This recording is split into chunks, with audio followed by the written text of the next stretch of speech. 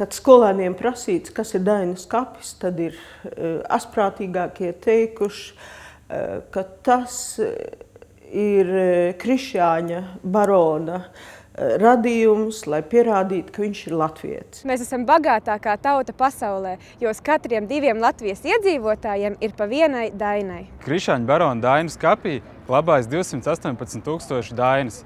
Ja noslēguma koncerta visus izdziedātos vārdus salikt kopā, sanākt materiāls 12 Dainu skapjiem. Latvija ir īpaša ne tikai ar savu bagātīgo kultūru vēsturisko mantojumu, bet arī ar to, ka pie mums atrodas drošākais datu centrs Ziemeļeiropā.